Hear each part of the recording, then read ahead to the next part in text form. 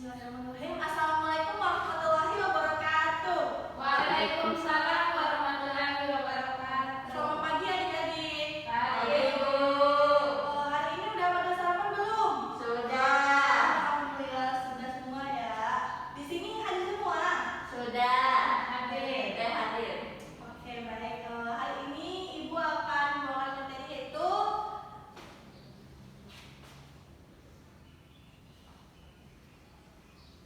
apa itu CO Ibu? Nanti dulu. Oke. Di sini ada pernah dengar istilah CO atau karbon monoksida enggak? Belum. Oh, belum ya? Baik, Ibu akan menjelaskannya.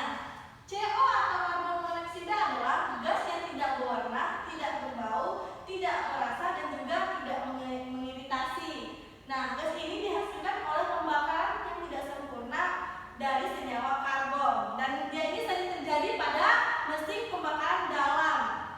Lalu gas CO ini terdapat dari mana? Dia ini terbentuk dari kekurangan oksigen dalam proses pembakaran.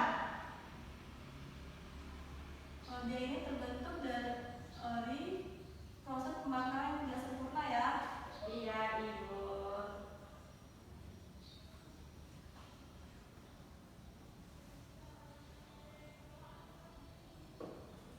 Baik. Kemudian karbon monoksida ini memiliki dua dampak positif dan juga negatif.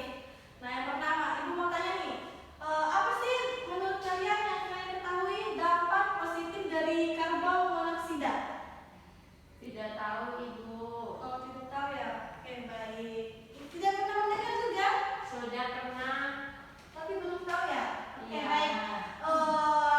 Dampak positif karbon monoksida ini di Amerika Serikat sana dia ini digunakan untuk kemasan produk daging segar yaitu dia bercampur dengan myoglobin. Myoglobin adalah protein. Dia ini protein. Kemudian membentuk karbon simioglobin, yaitu pigmen yang berwarna merah.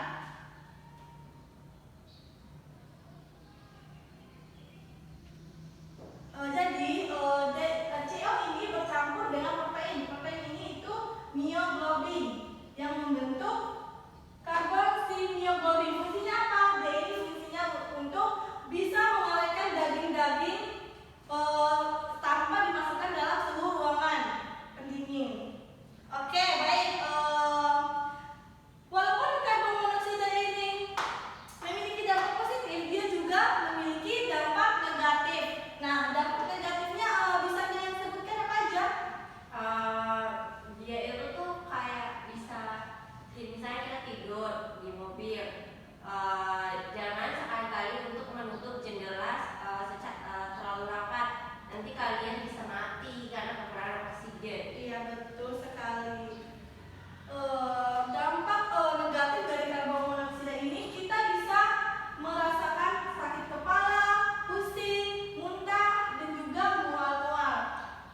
Bukan hanya itu saja, ketika kita menghirup udara CO atau karbon monoksida yang terlalu tinggi, tidak menutup kemungkinan kita bisa mengalami pingsan atau bahkan mati. Oke, baik. Ibu mau tanya nih, apa aja sih contoh dari karbon monoksida yang terdapat dalam kehidupan kita sehari-hari? Rokok. Iya, asap rokok ya? Ya, asap rokok. Nah, apa lagi? Ada yang tahu? Itu deh. Misal apa sih? Pembakaran kayu bakar. Iya, asap kayu. Apa lagi? Gas tuh, Bu, bukan? Iya, gas kompor ya? Iya, LPG. Iya. Apa lagi? Masa yang kaji yang aktif? Ratu Longga, ayo dong, semangat sayang. Mungkin asap kendaraan itu dari Iya, rokok. betul